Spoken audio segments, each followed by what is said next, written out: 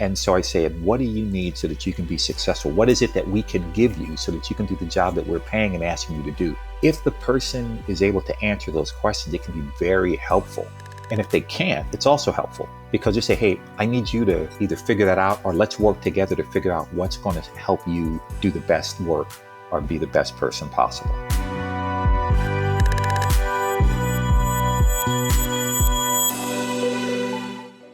Hey folks, this is MK Palmore. Welcome to this episode of Amplify the Leadership Student 2.0 podcast.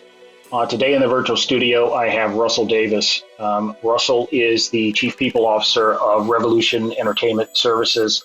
I discovered Russell via connectivity on LinkedIn outreach, ostensibly to have a conversation around human resources and tracking applicants and bringing folks into their organization, the challenges they may be facing as we do some aspects of recruiting, certainly in the technology space here at Apogee Global.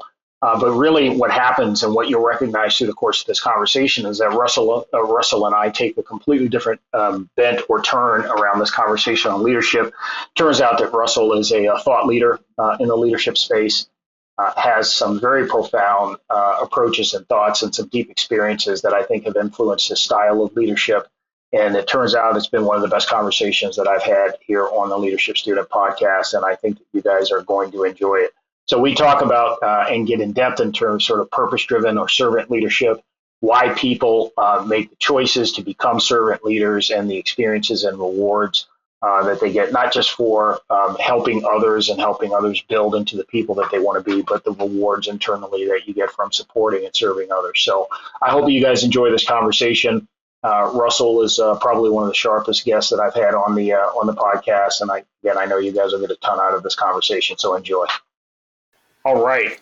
Russell Davis, welcome to Amplify, the Leadership Student 2.0. How are you doing today, sir? I'm doing pretty well. How are you doing?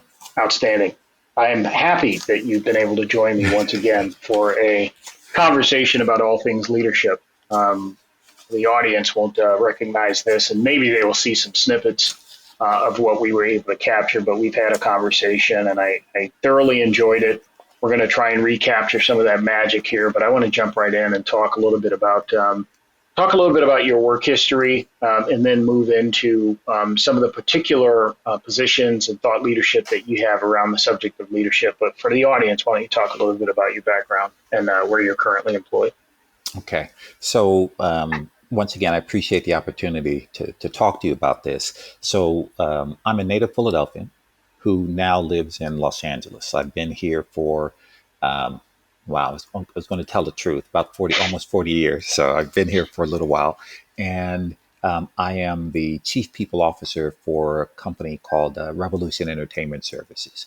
And we are a entertainment payroll service, what's called an employer of record service for the entertainment industry. So when you have people on a show, a documentary, a commercial or whatnot, we are the employer of record. We pay those staff members. Okay. And my function here is to support our corporate team, but also I manage a human resource business partner practice for studios and productions who are all doing productions around the country.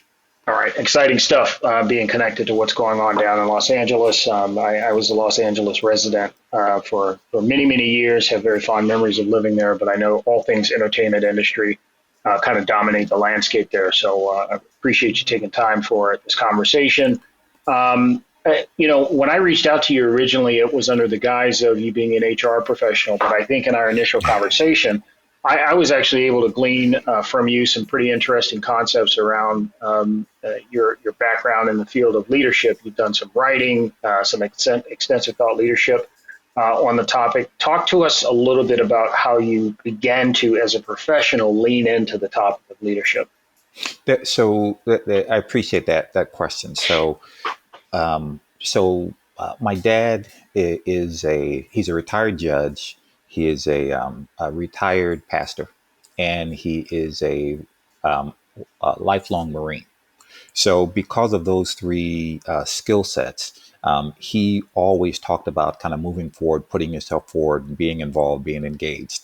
One of the lessons he and my mom really talked about was You have to live an experience, not just live vicariously through others.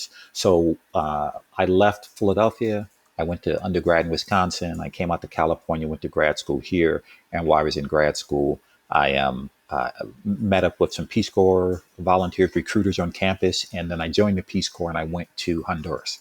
And so while I was in Honduras, my role was specific to what they called women in development, and a couple of things happened there. The I didn't speak Spanish, so I had to learn a new language, and as an adult. With ego and other things, I thought that I had a lot of things together, but I realized that there were things that I really needed to learn, and I needed to slow down, pay attention, and listen for in my environment. The other piece, and so I learned a lot through the children who were in the community as I was Hmm. studying Spanish.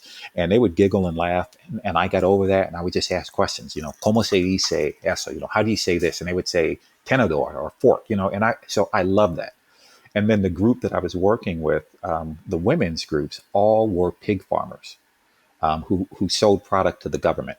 And I wasn't a pig farmer coming from Philadelphia, right? Right. So I had to learn what their needs were, and for me to do that, I had to listen.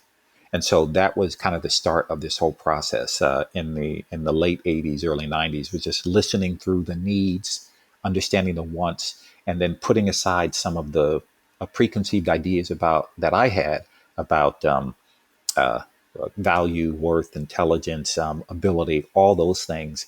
And I kind of, I would say I refocused my brain to be able to pay attention to what the needs were in the moment.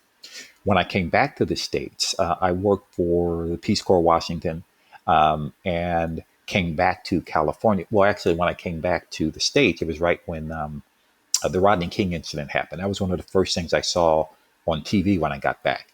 And then I moved to California and I moved to Los Angeles right when the civil unrest happened.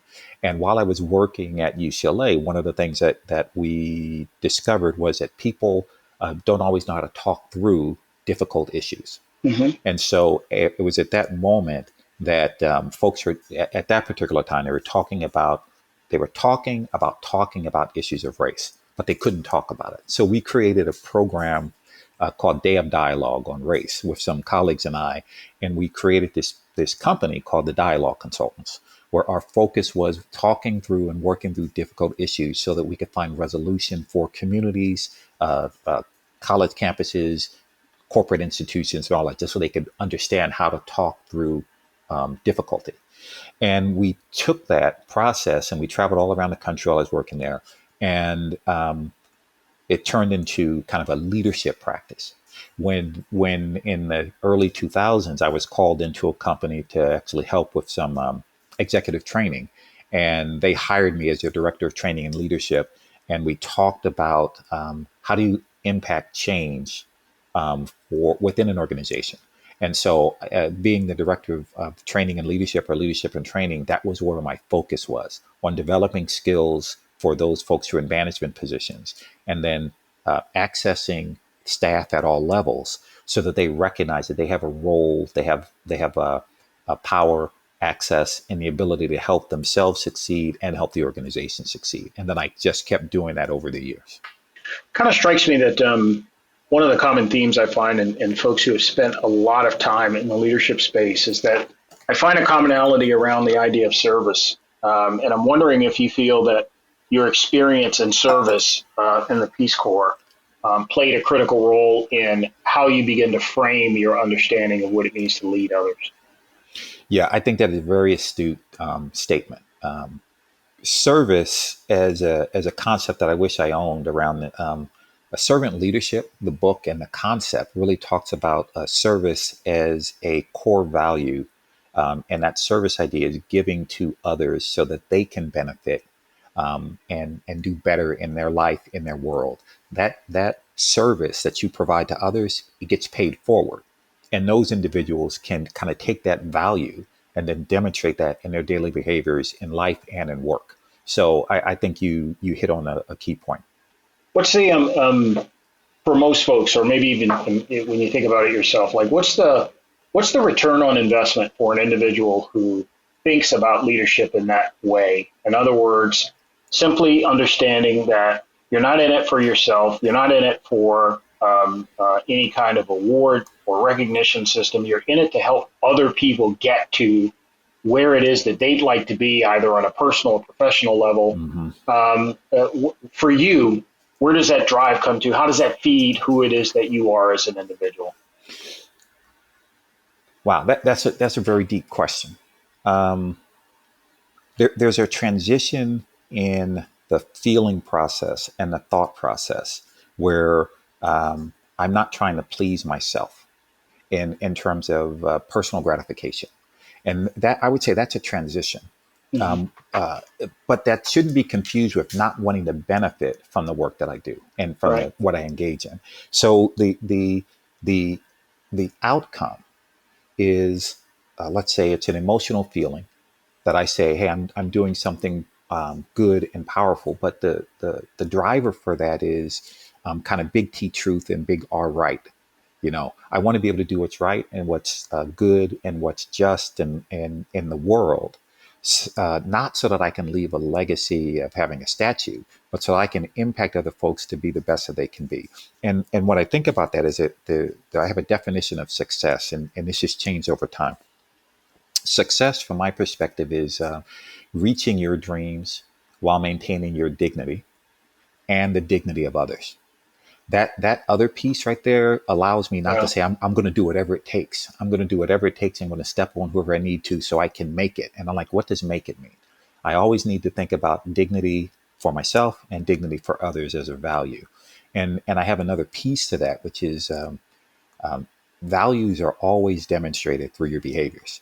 So I can say whatever I want. I treat people well. I act with dignity. But if I'm not doing that, the value it's just an idea, right?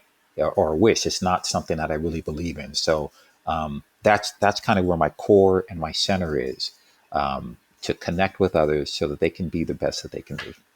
Would you agree that, first of all, let me back up for a second. So I love how you explain that. I love the two aspects of it: grace for yourself, grace for others, in terms of taking into account dignity.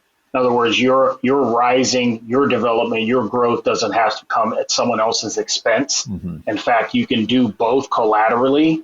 And in fact, I would proffer that investing in other people actually brings a much quicker return on investment in terms of Yeah. your own self awareness and Hmm. development. I don't think it's common. I think it comes through, maybe maturation's a part of it. Definitely maturity. You stumble enough and you want to do right. You'll figure it out, I think, and make the switch at some point. I don't think it comes necessarily naturally to people. I Hmm. do believe that there has to be some kind of learning or experiential moment that pulls people towards that understanding. But I got to tell you, I see so much in the corporate space that tells me that this doesn't come naturally to people. Why do you think Hmm. that is? So I think many things are a learned response, and so we are trained in kind of the Western world that success means we don't really believe it, but we say it.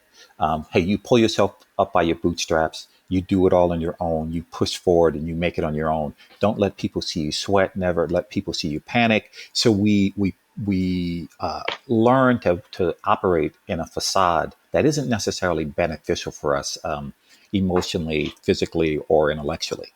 And so, but we see others, and I'll use this word, succeed, having that mindset. We see others move forward and move ahead, and in many respects have financial gain or the attention that they are looking for. I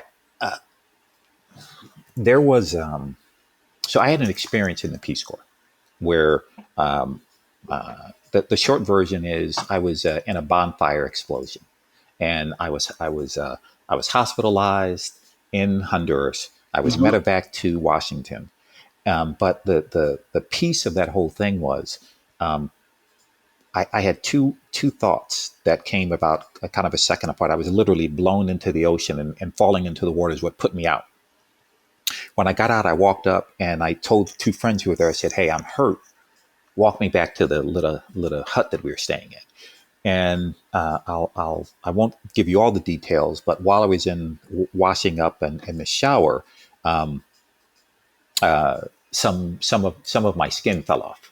It was that bad. So it was on the Wow. face, yeah, face, Yeah. elbow, and my first thought was I'm going to be disfigured for life. And then a second later, I just thought I'm just happy to be alive. So when I finally connected with the doctors, like later, one of them asked me, they said, "Did you scream when this happened?" And I said, "Yeah."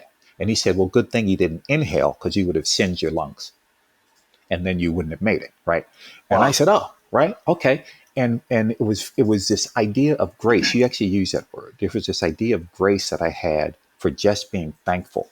Hmm. The circumstances, I caused it. I was silly, but the circumstances around that allowed me to think I have a couple of options. I could sulk and complain and be in miserable condition, or I could really be in this position of thankfulness and grace. When I was in the hospital, GW George Washington Hospital in Washington, the surgeons came in and they talked about all the stuff that they were going to do, skin grafts, all this stuff, and they said, "You have a great attitude. We're going to make things right. You're going to lose part of your nose, part of your ear, all the stuff." And like 5 days in, the skin started growing back.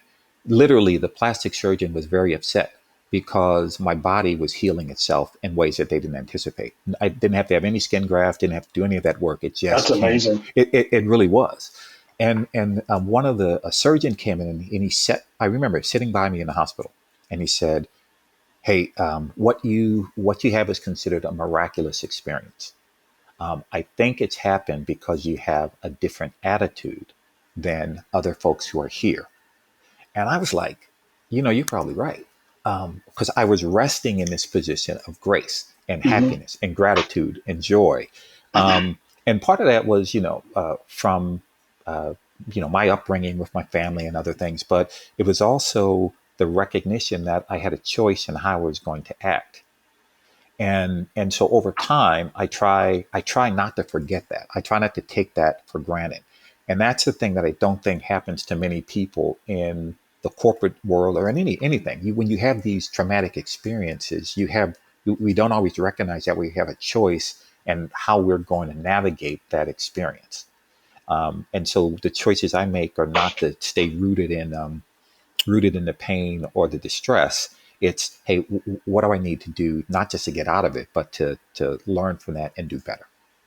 So, not a surprise. I've heard other people who've had um, life-threatening experiences take away a very similar lesson to be learned from that. This idea that the gratitude that you need to feel for having survived the incident and actually relish that more so than the why woe is me, like why did this happen to me kind of Mm-hmm. thing, because that tends to go nowhere, and it festers and creates a bit of a cancerous response to these incidents. What you describe, I think, is an amazing approach, and I think that this idea of positive attitude can be taken in lots of different directions. But Mm-hmm. also, I mean, but clearly in the field of leadership, I think this idea of you're going to fail sometimes. Right. There's going to be bumps in the road. There's going to be obstacles. One of the things that I've always espoused is that learning from those failures is actually the thing I think that makes people mature faster in the leadership environment. And so, again, not resting in the disparity of the mistake, but the idea that, hey, there's something positive to be gleaned from this. So that if I can incorporate those positive aspects of this negative experience, then Mm-hmm. moving forward, I will be that much stronger. Any thoughts about that as a concept, negative experiences, and actually benefiting from them, and, which is basically what you said, but you gave a very extreme example, which again, you amazing and that you responded in that fashion. I think you are absolutely correct, and I'm going to make a statement. Then I'm going to ask you a question because I want to understand how you got to that realization, Mm-hmm. because it's not. You're right. It it's not a typical response. We can stay in that pain and in that mistake, and we can live in guilt and all this other stuff. But and I'll answer this after you say, how did you come to that understanding?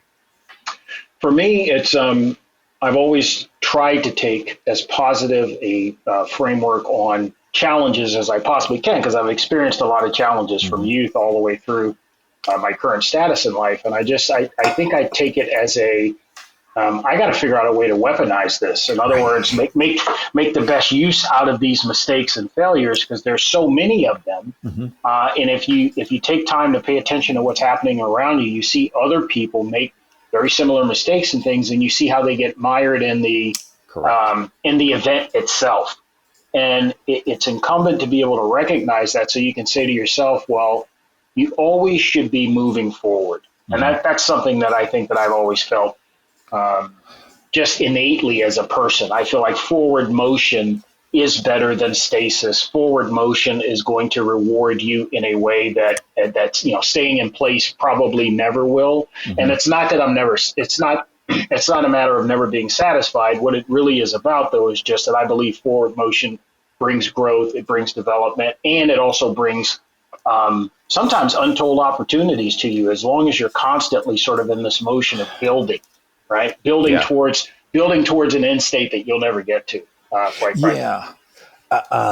I think that's true and wonderful and hard for people to digest at times Mm-hmm. because sometimes folks say, "Well, you have blinders on. You're not seeing reality. You're not seeing what's actually going on."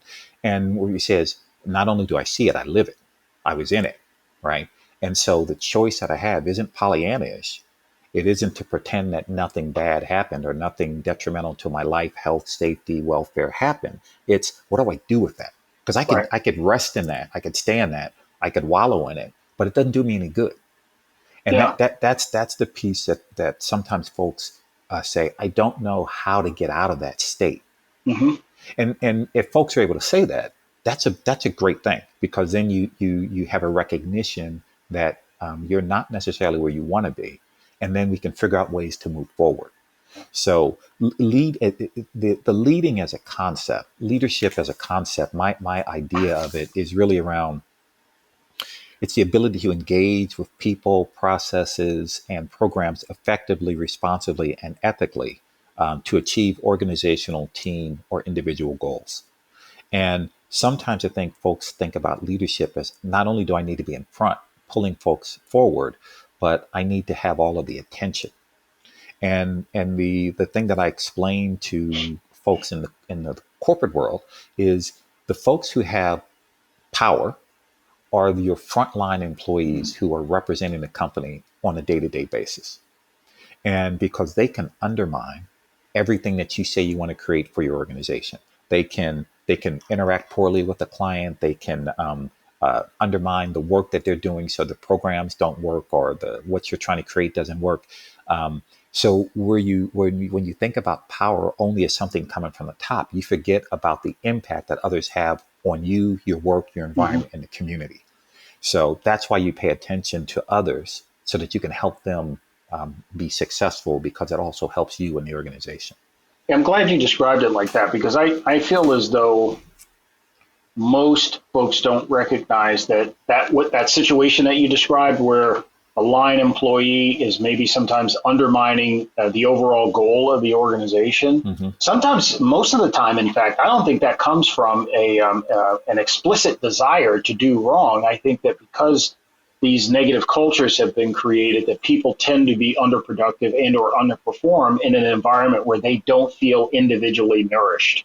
And the thing that I try and advocate for is the point that you got to towards the end of your statement, which is if you support the individual in achieving their professional personal goals, if you pour into them, they in turn will produce in a manner that affects the team overall in a positive light. Thereby, if you're the leader, guess what? You get the benefit of that higher level of productivity as well. Absolutely. I like the words that you use in that because it is vitally important for folks to understand the impact that um, their behaviors have on others. So trust comes from being trustworthy. It's a demonstration, Yeah. and you can lose that so easily. Um, Honesty, folks use words that don't always describe what they're interested in or willing to do. So we say, "Hey, I want to be direct and upfront with you." But sometimes what they really mean is I want to be disrespectful, loud, and yell and do all that stuff. And since I said that, I want you to accept that behavior as okay. All right. And so we talk about a lot of things like it uses phrase item, intend to engage meaningfully. Your intentions should be mirrored in your actions. But I also talk about this idea of just because you intended to, I didn't mean to offend you. I know I said some things that were really derogatory and problematic. I didn't want you to feel that way. It was like, you could have done something different. So I'm like, is that true? Are you, we talk about feedback in leadership areas. And we say, hey, feedback, here's how you do it. Here's how you give it. Here's when it's appropriate. Here's all this. And you say your intent matters. What are you trying to do with that employee? So if you say I'm trying to motivate them by being dismissive or undermine them or being abusive so that they learn and they can move forward better, what does that person need to grow? And so we say, ask the question, hey, what do I need to do to help you X, Y, Z?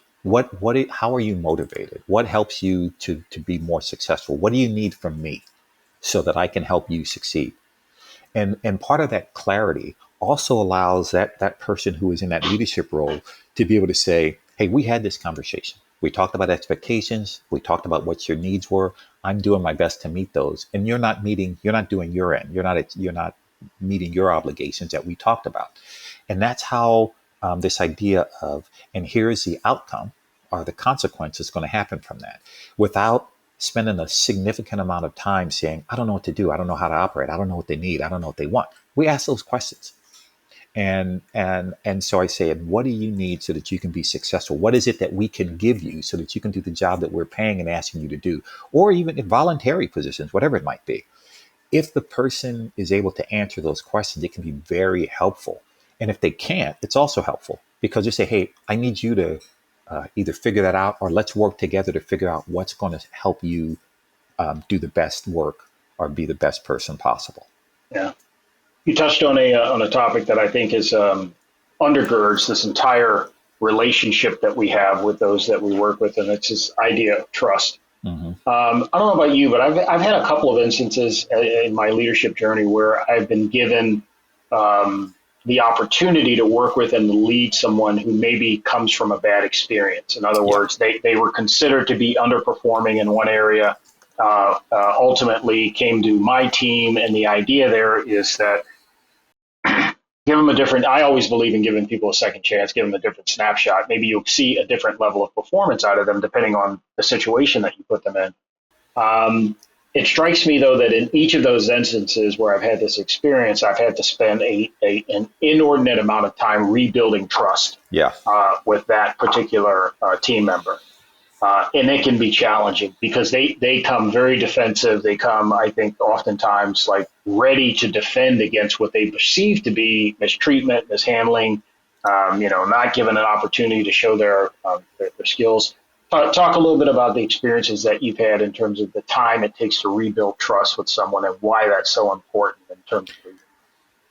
Yeah. I like how you say kind of an inordinate amount of time. Yeah, Because if we had an unlimited amount of time, we might either have the ability or the desire to help that person trust us, right? And so, but it sounds so. I'm going to say two things. I could imagine in team leads or organizations sending people your way because what you demonstrate is a demeanor, a way of being that can allow somebody to kind of know not just where they stand, but where you would like them to be able right. to be. And so they say, well, let MK handle it. He's a change maker, right? Which can be a significant burden because then you often get those folks who are difficult. And what people forget is that trust building happens over time.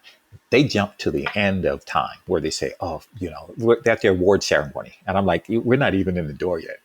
So, and I'm like, and all the work that it takes to kind of get to that award ceremony is a lot of time, effort, and personal giving, which is a battery drain. So what I kind of remind folks in leadership positions about is that you are a battery simply because you're in that position and you've inserted yourself there. So what you need to really understand is, how do you keep your battery recharged when incidents, people, circumstances are draining it? And it's very important to recognize what you need to do to take care of yourself. Self-care isn't taking a bubble bath or having a martini. That's a momentary incident. Self-care is your ability to recognize those things that drain your battery, recognize how you keep yourself motivated and supportive in those moments and when you're not with that person, so that you can have the right mindset when you are together. So that difficulty in building trust sometimes is the ability to say, here's what my intentions are, and here's what the goals are, and here's how I'm going to interact with you, and I'm going to demonstrate that.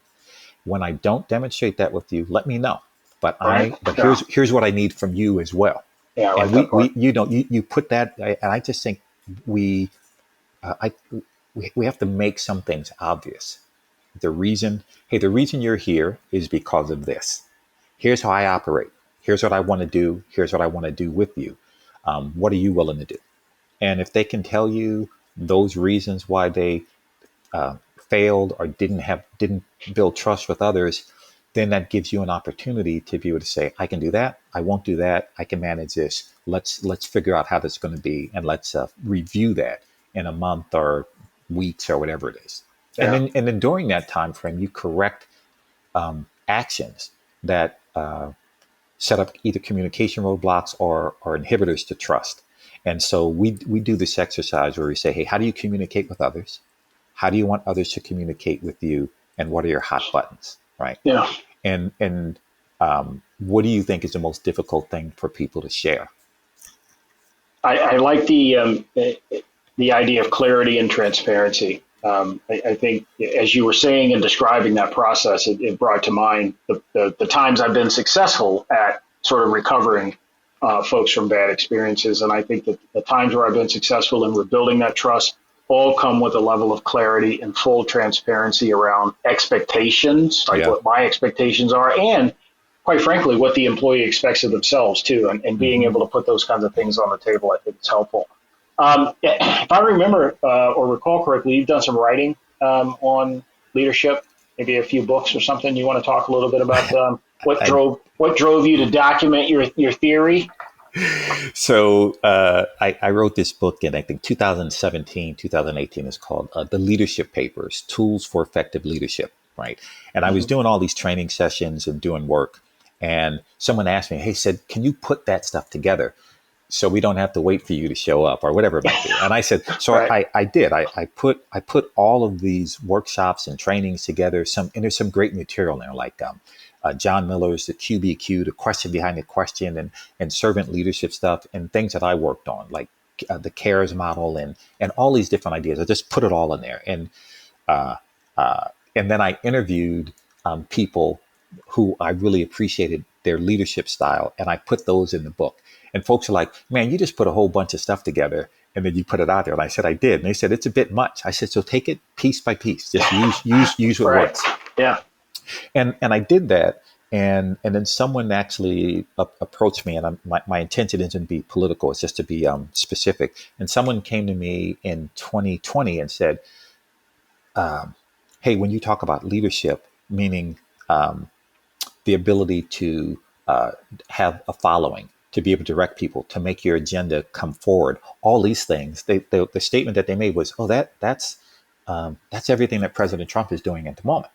And I said, well, how do you do it? How is someone engaging in that behavior? And I saw that there was something that I had left out in the books. I didn't talk about ethics. I didn't talk about ethical behavior. So I started writing the other book called Reclaiming Ethical Leadership, which said, hey, here's some of the principles that were discussed in the leadership papers, but here's how you apply them, so that you demonstrate what I call benevolent, compassionate leadership, meaning that you choose to care about others. You demonstrate the capacity to understand you understand others. So it has kind of five components: understanding self, understanding others, understanding the expectations or expected outcomes, practice, and patience. And with those five kind of ideals, you can really become a leader who thinks ethically and then acts that way, because you're intentionally developing yourself. You give yourself grace and patience. You learn that to be a more engaged leader, you really need to try to understand others, not to gain or get over on them, but just so you can have an understanding of how these communities operate and how others operate. And then you need to recognize what the goals are for the organization, for that team, and for yourself. And then and that's a lifelong journey. So I put all that together, and I'm happy. So reclaiming ethical leadership is the newest one. So I'm going to ask you a bit of a difficult question because, and let me preface it with, I believe everything that you just stated. Um, I believe that ethics should drive your standards in leadership. Mm-hmm. I'm not so sure everyone else believes that. Tell You're me not. why. Tell me why you think that's important, and maybe you can be more eloquent than I ever could be, because in my heart of hearts, I believe it's so important to be an ethical leader. Mm-hmm. But I think we all struggle with the why, especially when we see examples of anti-ethical leadership seemingly succeed, Right. or at the very least be tolerated. Mm-hmm. So why is it so important? So that is what I would call it a very personal way of wanting to be, Yeah. where you and what I was going to say was you want to demonstrate a value. But if my value is I don't care about other people, I can demonstrate that very easily. Mm-hmm. So the ethical piece is what's really important is my beliefs, my behaviors should support a demonstration of caring, of jurisprudence, of whatever words might be connected with Yeah. ethical behavior, so that people see that that is a way to operate which treats other people with dignity and respect. One of the problems that I see in our current situation is folks are get attention, have financial wherewithal, or move forward financially, treating people poorly and with disrespect. And there are agencies and groups that are benefiting financially from that. Why I keep talking about is this idea of not buying into that as a new standard. Mm-hmm. The concept is never lose your hope. The confusion around that is hope is not a wish. Hope is always connected with action to get to that outcome. Hope is action. So if we believe, Aspirational, if you will. yeah, Yeah. yeah, and Yeah. and and so you're going to do the things to make that happen. So what I want for folks to do is be able to look at someone else and see their humanity, and then say, I want to treat that person, that team, that organization with dignity and respect, and my ethical behavior will prove that that is what my intent is. Now the part of your question which is super difficult is why don't other folks believe that?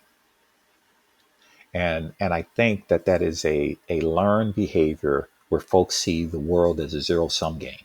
I need to, if I don't win, you do.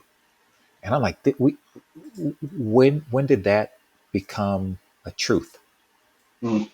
Right? So that's a small t truth. It's a truth for the individual. There's plenty out there, and we don't need to fight all the time to try to get your piece of the pie. So your answer is was a very good one. And my takeaway from the way that you responded to that question is that we should want to act in an ethical fashion when it comes to leadership, because we allow ourselves and the people that we're around to maintain their humanity. And I think that when you act in an unethical fashion, you really begin to degrade not only your own humanity, but Mm-hmm. those with whom you're expected to lead. And if that's the takeaway for me and for others, I think that's a valid takeaway. We cannot lose our humanity. And I think that when we get to that point where we have, um, there's a good question around like, what exactly are we, what's it all about then? What do we Right. engage for if we're not going to maintain our humanity Yeah. and that of others? So, Russell, this is man, that's amazing. I'm glad we made the effort to to reconvene and have this conversation because I knew it was going to be impactful. Certainly for me, as I love having these conversations anyway, but I feel like I learned a massive amount in talking to you. And I would ask, I want to continue these conversations with you in some way, shape, or form. This has been outstanding. I appreciate it. Any final thoughts? Again, you mentioned 2 books. I want to make sure folks have an opportunity. Do you have a website that you maintain with your books, or are they available on Amazon? Yeah, the books are available on Amazon, but the website is russelldavisleadership.com. All right, outstanding. And as people will recognize, I like to bring in other leaders from across the board to talk about their visions and style of leadership. And man, I learned a lot from this conversation today. I really appreciate you coming in. I appreciate you. Thank you. Thank you. Good to see you again. All right, outstanding. All right, folks, that's it. This is MK Palmore. Thanks for joining in on this episode of Amplify, the Leadership Student 2.0 podcast. We'll see you guys on the landscape on the next one. Thanks. Thank you for listening to Amplified, the Leadership Student 2.0 podcast.